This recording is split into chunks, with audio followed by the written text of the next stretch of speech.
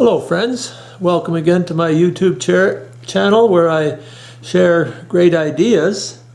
The idea I want to share with you today is to make sanding mandrels for basically wood lathe type work on sanding there. It's used with a power drill, but this is one here that I bought years ago, and it's worked very well, but eventually they wear out, and you have to buy another one, which I did, and then I found out the price was $37 Canadian. Well, I did buy one, and then a while back, going through YouTube videos, whatever, I ran into a class where a professional turner was teaching a class, and he showed the class how to make these. And it took about an hour. So it's not an original idea, but I've got quite a few original hints and different things on making this to make it easy, and so it's quite workable. This is kind of a progression of the different ones that I started with. This particular one here was the first one that I made, and I was looking around for some foam, and I found a piece of closed cell foam from a kayak seat I made years ago and tried that. It's quite soft, and it's got some merit on that depending on what you want to do, because you can make these to custom fit what you want to turn.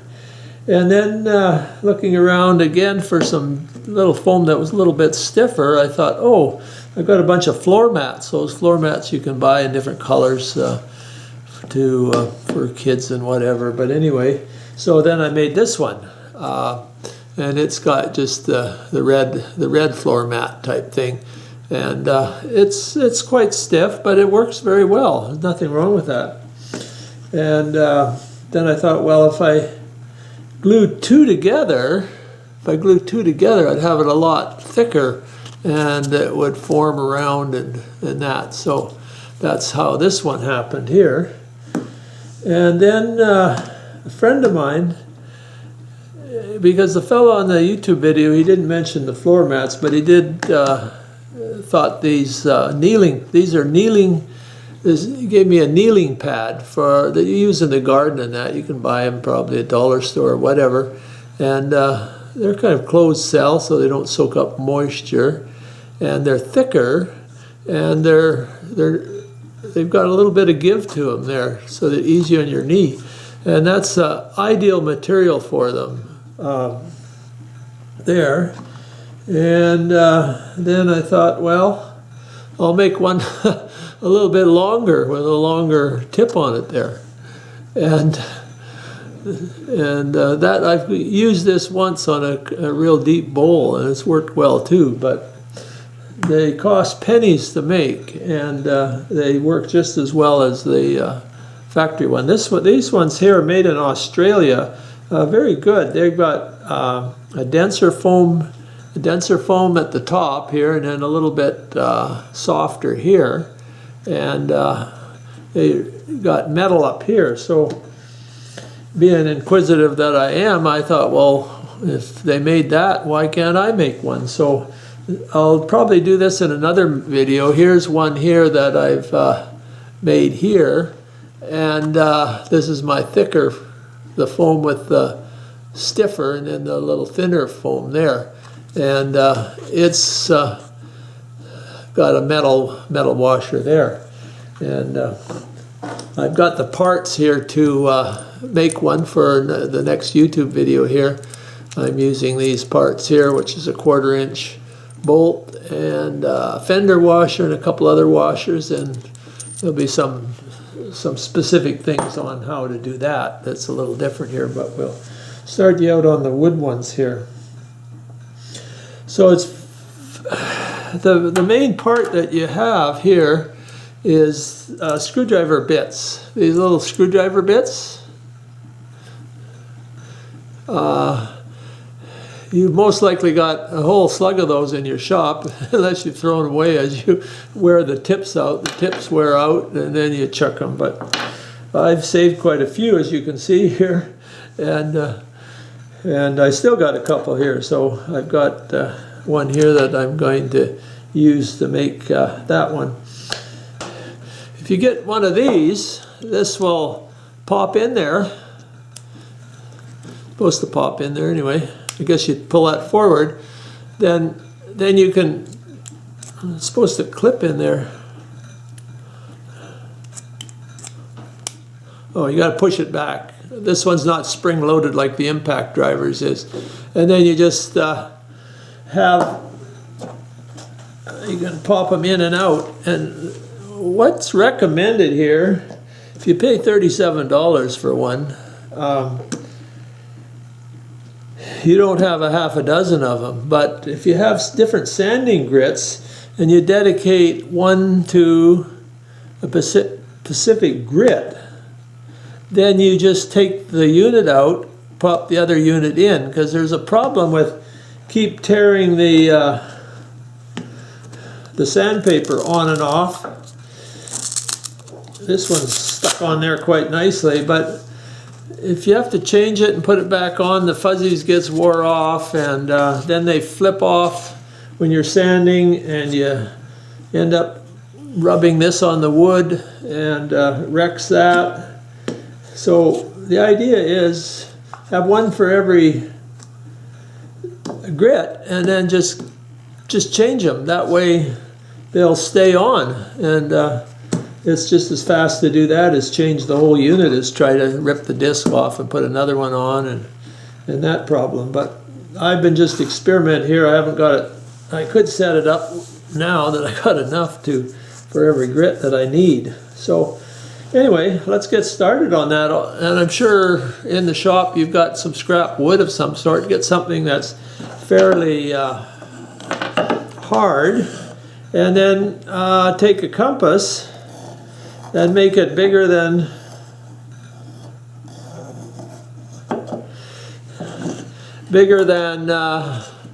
what you want. Now that circle that I have there is bigger than these.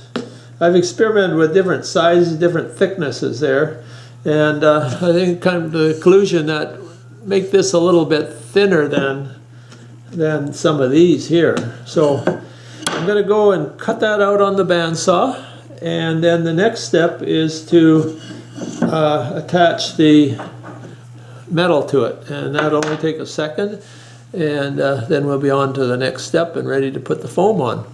So just stand by and I'll be right back.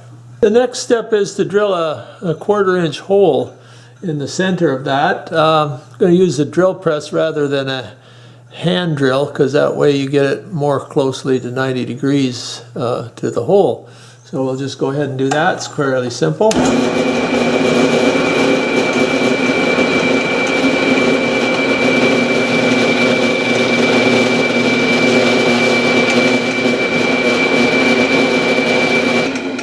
Okay, there we go. Recommend you do the hole, about 5/8 of an inch. It doesn't have to go all the way through. It's kind of an advantage not to have it go all the way through. Anyway, next step is to attach your little screwdriver piece. The first ones that I did, the little part at the end here, which can be Phillips or Robinson or just a regular straight one, I left that on there, and that might be an advantage if you're using something that's a fairly thick piece of wood like that one, and that would lock it into there. But the last ones I did where I didn't want the wood so thick, is I took and ground the tip off there, and that way you have more wood holding on the sides here. So I'll go ahead and grind that off, and then come back and we'll assemble it. Okay, ground the end off there. So then you just have to force it into the wood part there. Now, a good way to do it is in the vise. You just put it into a vise and just squeeze it. It forces it right in there. Might get it a little better here, but I'm just going to use the hammer because it's close and see how well it turns out. I think I've done it both ways, but usually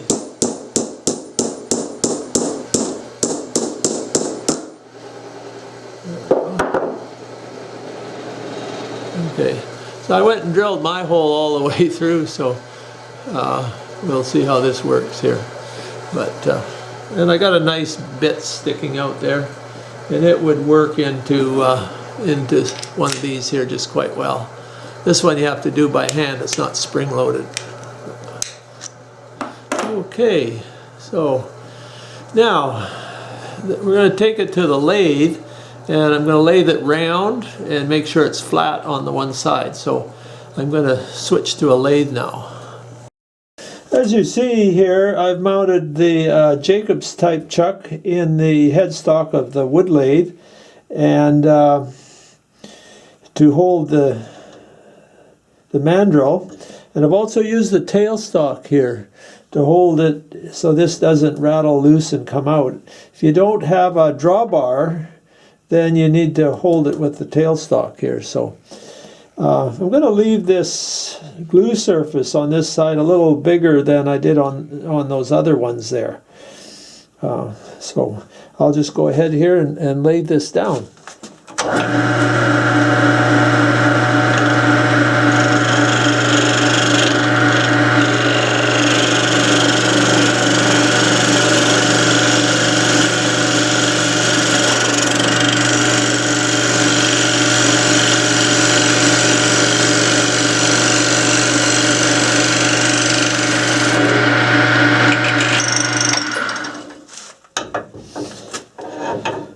There we go. I just purposely rounded it a little bit down that way there. Okay, so if you you could lay this flat too, but if you use your piece of wood that's the right thickness, then you won't have to flatten that out there. But so that's what I did here. I just used the thickness I want. And if it wiggles a little bit, it doesn't matter, because when you put the foam on there, it's all taking place there. I decided to flatten this surface off so it spins true. I don't have a drawbar, but if I put my stock here, it will it'll hold it in. Tool rest there, so.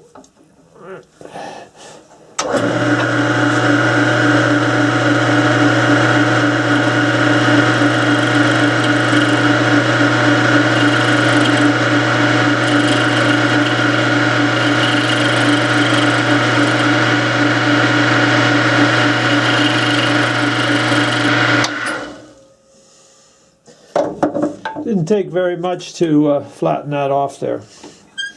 Okay, so I'll just, here we go. That's what it looks like. So we'll go put our foam pad on here now. I've already mentioned about the rubber that I've been using. These are readily available. The foam, those pads that come on the floor in different colors. Buy them as a set of different colors. And of course the kneeling pads, these are also cheap. And this is, I think, about the best. I highly recommend that. And of course you can use a combination of them too, like I already showed you there. So we've laid the little thing down, and glue holds better if you roughen it up. So I've got some sandpaper here, just roughing that up a bit. If you can see that those pads have that waffle type surface on there. So I took this on the belt sander and ground it and sanded that off so it's flat. And you can roughen that up a little bit too, okay? So the magic adhesive is goop, which everybody should have. They repair most anything and useful for lots of different things. So anyway, be fairly liberal with this. We'll just put a big goopy thing on that. And this disc here, if you noticed here, it's all irregular. You cut it out. Leave it big. Don't cut it out exactly what you want. So you got a goopy thing on there, and we stick that in the middle there, and turn it around. And then check to make sure it's all covered, and just to make sure, we'll add a little bit more. And pop that on there. Squiggle it around a little bit. And then you want to clamp that. Now if you clamp it in the vise, which is a good idea, then it's sitting sideways. So you want something that's wide enough underneath there. So just put one of these clamps in the center, and that way it's holds on there. Now if you have enough goop on there, it will squish out around the sides there. And take your finger and flatten that out. In fact, what I'm going to do here, as I discovered, I'm going to add some extra with my finger here. So it comes up right and grips onto the side there. When I was just gluing this on in the last segment there, I was explaining to put some on your finger and just bring it around the side, make a little fill that thing there like a little fillet. So it comes right up onto the side and then spreads out onto the foam there just a little bit. And the advantage of doing that, what I've discovered, is that will come right up onto the side here and hold it and hold this foam on even better. Because some of the first ones that I did, like this one here, where I've tapered it basically right up onto the wood, I've noticed it's never come off. I've used it quite a bit. But right in here, you can see a little gap there from sanding when you're forcing it one side to the other and back and forth there.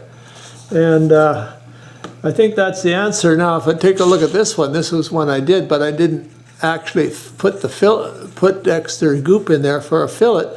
It's holding on real good because this foam doesn't match right up to the wood there. There's a little bit of space there, so when you're pushing onto the side, it's not right on the very edge there, and I think that holds better. And this one here that I did, it's another unit. I put that up and around there and then cut it off and left that there. And just looking at it there, I don't think there would be any problem at all. So that's a good hint for you to do, a suggestion to put a little bit of extra goop around the outside once you've got it squeezed down, and that'll put that on much stronger. I don't think it would ever come off. So anyway, don't get too excited about tapering this out right away. I'd almost advise you to wait till the next day before we cut this off. So because the goop is not catalyzed and it will break off if you do it. I'm going to show you how to do that on the lathe, and we want it on there solid. So tomorrow I'll finish this off with and put the velcro on there. So anyway, I'll just do something else till tomorrow. Anyway, we'll see you tomorrow. Bye. Okay, it's all dried up overnight. That was pretty fast. Time flies when you're having fun. But anyway, this is what it would look like, and what I want you to see, I'll put another picture on here, is when I added that extra goop there, made a little fillet in there, and that will really anchor this on very, very firmly. I don't think that would ever come off. So the next step, of course, will be to put it in the lathe, in a chuck.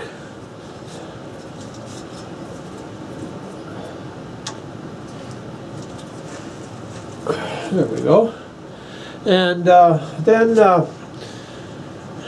we need a disc the size of the sanding pad that you're going to use. You could make this in any size you want, but kind of a standard one is a 2-inch one, and I just happen to have a 2-inch wheel from a toy here, so I'm going to try that. So just put that in there.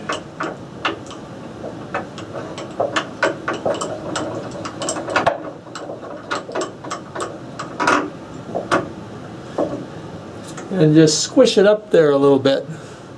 And then you bring your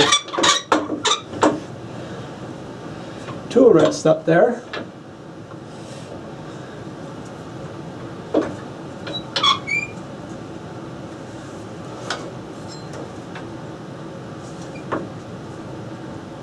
I actually like that. Yeah, you needed a ways away there.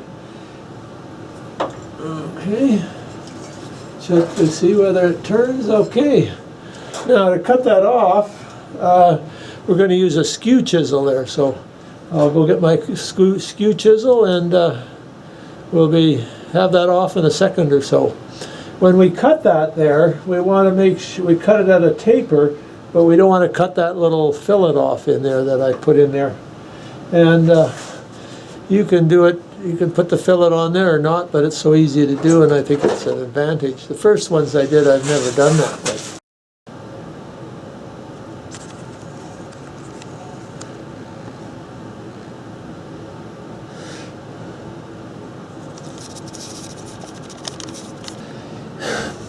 Well, I didn't get the cut off for the second time there. I don't know if something wrong with my camera or what, but it must have shut off automatically. So I'll just show you what I was doing.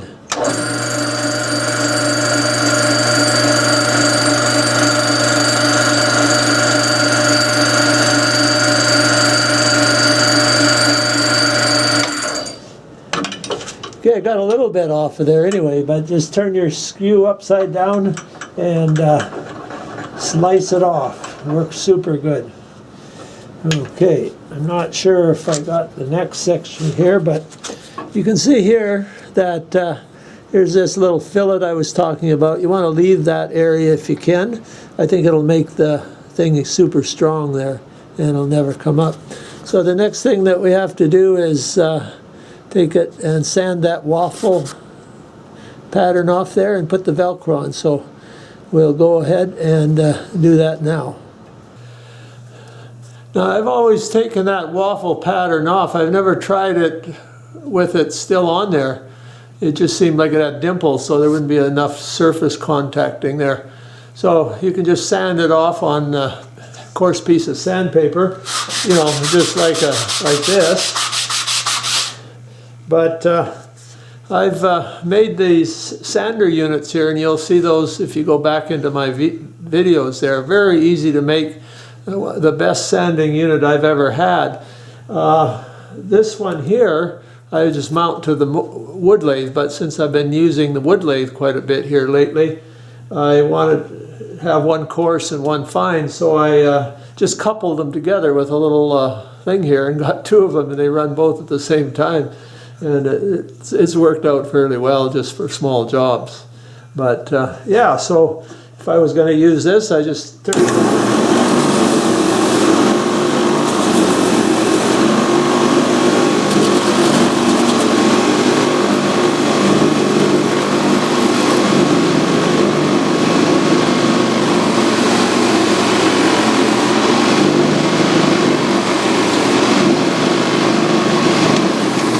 And you're all done before you know what happened there. Okay, so ready to put the Velcro on.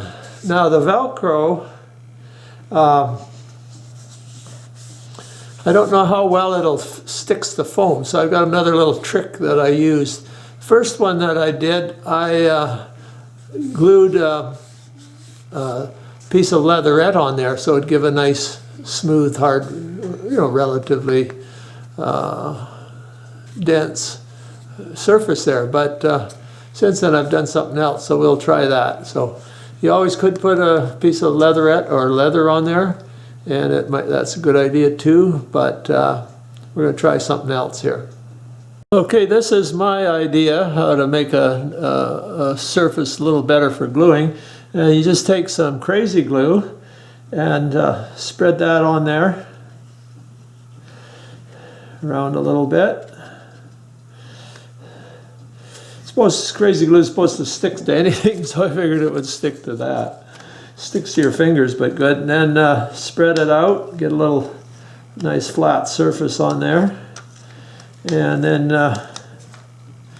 we'll just let that dry a little bit there. So yeah, okay, so we put that on there. And we'll get our Velcro. Now here's the Velcro that I'm using.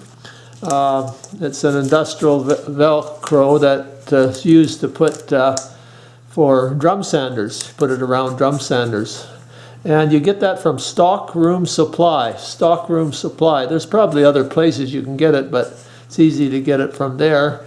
And I buy, you get it in different widths, but I buy the 1 foot width and then just buy 1 foot. It's the most economical to do that. So you can get quite a few out of a 1 foot square because you'll always wear these things out, and then you can grab another one, pop it in there. Comes with a back on, it's got a sticky back, and so you just lay that out to the size you want there. But since I make all my own sanding discs, I buy the Velcro sandpaper from them also. So anyway, I've made up a little punch here out of a piece of drill rod from the oil field, actually. And it's just a matter of then putting it on and taking a hammer and go using end grain there, and oops, I didn't quite get the last little bit off there.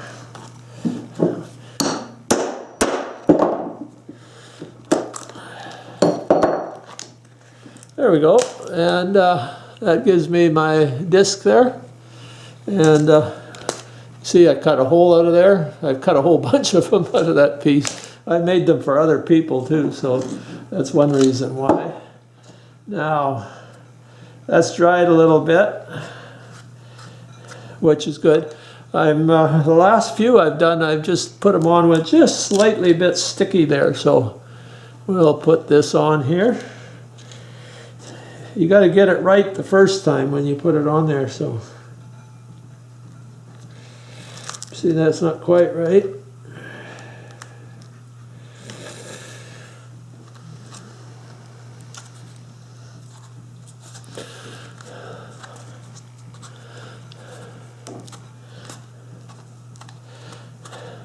Push it on there good, and there's your unit all ready to go. So we'll put it in the drill here and try it out, see how well it works.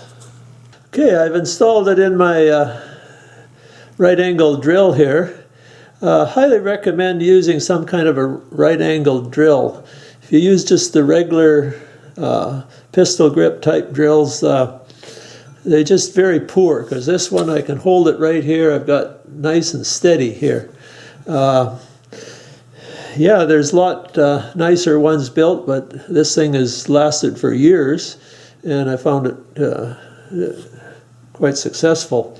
Someday I'll get one of those fancy Sues or Milwaukee or something like that that cost $180, $200, but this went on sale at the time years ago. I think I paid about $35, $40 for it at the most, and it's served me well for many years. So we'll just turn this on. First of all, you got to plug it in, I guess. That's the disadvantage of electric thing, of plug-in ones, but they sure work a lot better than the other kind.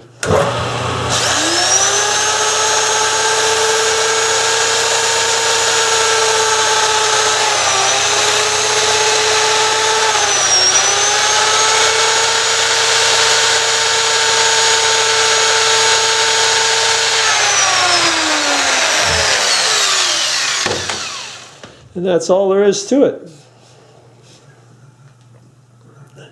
So,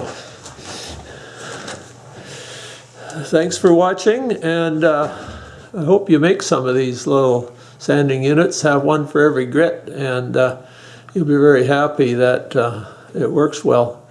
They, if you don't have to keep taking them on and off, the sandpaper sticks on so much better. Anyway, we'll come up with another great idea here pretty soon.